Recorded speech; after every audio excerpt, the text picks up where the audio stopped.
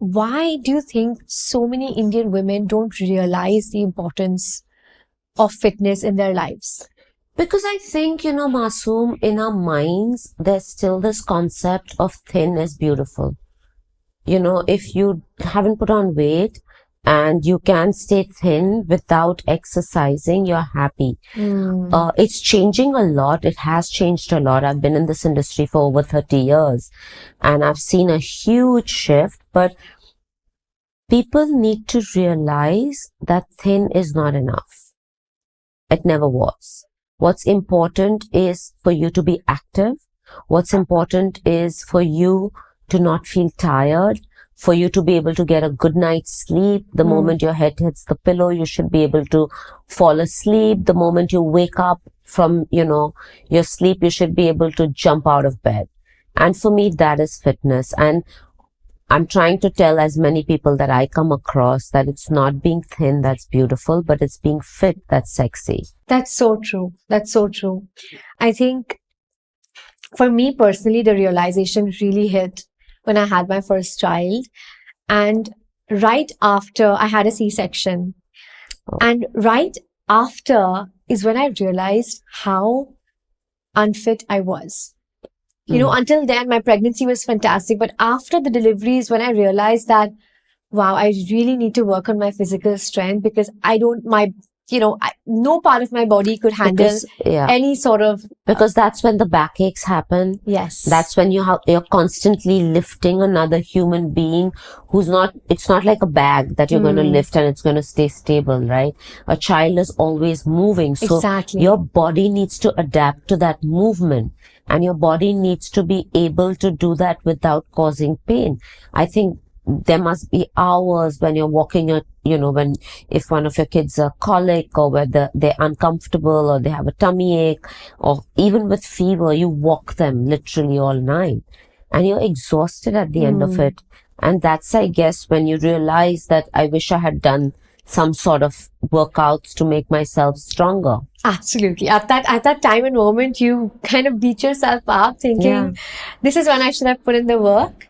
When the backache kicks in, that's when you really, really feel it. But there's so many different types of workouts. And we live in this era where there are so many trends when it comes to fitness.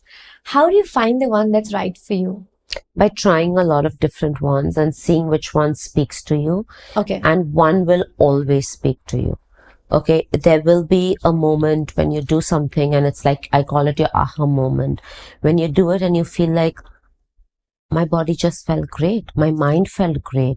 I didn't feel so stressed. I was not anxious, but I enjoyed working out. And when I finished, I felt empowered. And I think that is what people should realize is what fitness or any form of exercise needs to make them feel like. There are people who love dancing and they can go for Zumba or they go for Bollywood dancing or they go for salsa and they love it after that. There are people who love playing sport. They live to play sport. And then there are people who like yoga because they like that calmness of the mind and the movement and of course Pilates, which I found whatever walk of life you are, you love Pilates. I think it's something to do with women and Pilates. You're wrong. Really? You're wrong. Because Pilates was invented by a man named Joseph Pilates during the World War I, when he was an intern. He was a German and he was in one of those internment camp and he used to train these soldiers after he finished all his work, which was like cleaning their potty and their whatever and, looking after bed sheets and everything. And then when he had free time, he would make these soldiers that had lost either one limb or two limbs or, were unable to move, do exercises with the bed springs. So he would take the springs of the bed during that time and make them do movement. And there was the last pandemic, which was 100 years back, and that was during this time. And the people that were in his internment, who he was helping, didn't die when hundreds of and thousands and millions of others were dying. His people that he was working with didn't die. And that's when he realized how good the work is. The German army realized how good the work is. And once the war got over, they wanted him to work with them in the police force. And he didn't want to work in Germany. So that's when he went to America and he started his first studio, which was then called Contrology. Incredible. Yeah. I had no idea. Yeah, but because Pilates, like they say, you have a Pilates body where your body looks lean and, it looks delicate, but it's really strong. And a lot of dancers love Pilates because they get injured because they're so flexible, and yoga doesn't really help them because yoga works more on flexibility. But Pilates works on flexibility with strength. And the dancers felt that their dance movements were then coming from the core and they were getting less injured. So dancers took to it, then Hollywood took to it. And that's why Pilates is not known as a female oriented workout regime, whereas it's not. I have a lot of men that I train and they love it. So the only reason I would say that is because I feel a sense of calm and peace when I do Pilates. Right. And I really feel a sense of control. I love the slow burn, and I feel like it's almost like it's 45 minutes of reflection. Right. Which is why I feel like it really just connects with the emotional quotient of a woman, but I'll take you for your word. No, it's also because, like you said, it's controlled movement and you feel a piece of calm because your instructor through the 45 minutes is only telling you breathe in, breathe out, inhale, exhale, inhale. So we're constantly reminding our client or the body in front of us to breathe, and breath oxygenates you and oxygen calms your nervous system. Because breath is the first requisite of life. That's the thing you do.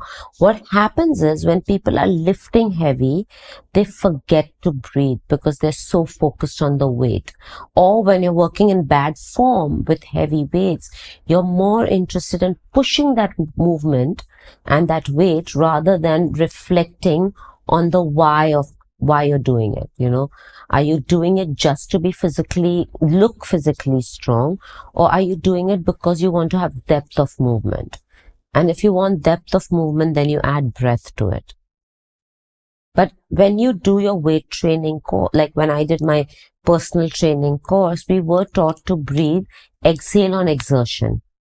Every time you're pushing a weight, you're meant to exhale. Right? So people do breathe, but the breath when you're doing heavy weights is very forceful. So you have to make sure that you spend 5 minutes after your session just getting your breath back to calm. What is your take on fitness trends that just blew up on the internet and Instagram and TikTok? I mean, Pilates is a fantastic one. But are there some that you've seen that you've really felt like did not cut it for you? But TikTok, Instagram, social media is a place to blow things out of proportion, right? Your life is blown out of proportion. Your happiness is blown out of proportion. How many people do you see sad on social media? Or how many people talk about the hardships that they're going through? It's a place where you put out your best, right? So when there are trends and they come and everyone wants to try them because trends are things which I believe which will last is something you can do for the rest of your life. Something you can do when you're 10 and something that you can continue to do when you're 100. And that's the trend I feel will stay. And that's what you have in your yoga, your Pilates, your strength training also, Functional training depends on how you train that body and how much knowledge you have about functional training to be able. Functional training is basically... Yes, that was exactly my question. Yeah. Functional training is basically movement that helps you carry out your functional daily activities with ease. Okay. It's like when you're traveling and there is a suitcase which weighs about 30 kilos on the conveyor belt, you have to be able to pick it up and put it aside without getting pain in your back. When you're in an aircraft, you have to be able to put your, your carry-on bag in the top bin without asking someone to do it for you or getting a catch. It's when you're driving and you reach back to grab a newspaper or your purse from the back seat without getting a crick in your shoulder. It's carrying grocery bags. It's carrying your baby for hours, walking around. These are functional movements. And the exercises that you do have to allow you to do these movements without injury. And that is what's functional movement. And of course, we tweak it a little bit and make it more fun and Yes. add in a little cardio. But the reason we add in cardio is also because we're working on your cardiovascular health. You know, it could be you're walking and somebody's attacking you and you have to run. Or, you know, you're running to catch a train or a bus. So these are functional movements. It's like you're doing something and you suddenly remember you've forgotten something and you need to move, or you lunge to pick up something. You're not going to pick up something from the floor by squatting and, you know, lifting it. You are going to bend. So it's when you're bending, are you making sure, when you're bending over, are you making sure you're bending your knees too so that your back doesn't take it? So these are functional movements, and functional training helps you with them.